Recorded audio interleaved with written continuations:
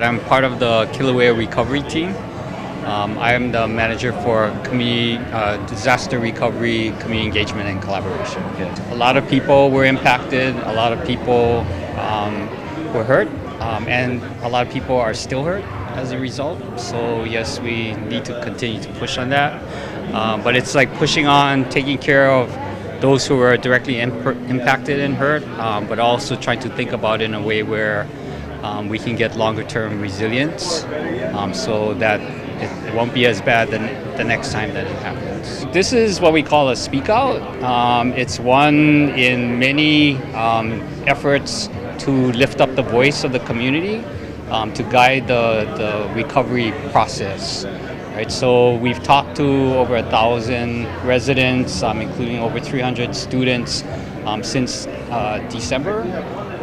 We're doing surveys, and then this speak out is, it's a lively kind of way to share information about what's been heard so far, all the technical information that's been developed so far, share that with the community so that they can then tell us what they think, what their mana'o is about the real challenges and opportunities that they see for recovery.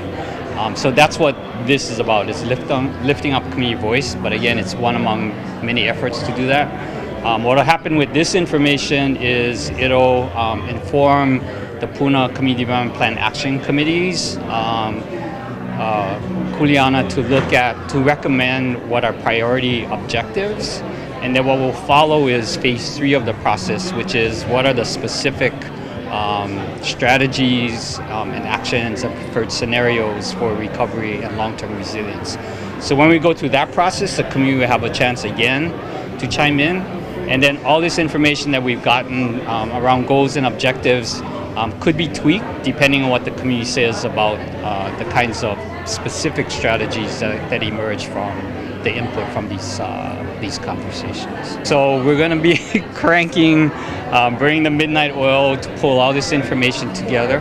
But again, this is an iterative process. So when the Puna Action Committee looks at the objectives, the recommended objectives, it's still kind of like in draft form. You can think about it that way. So people will get a shot again when we do the scenarios and strategy.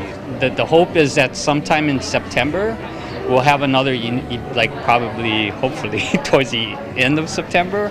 Might be a little bit earlier, mid to late September, that there'll be another event like this to talk about the specific strategies and the scenarios.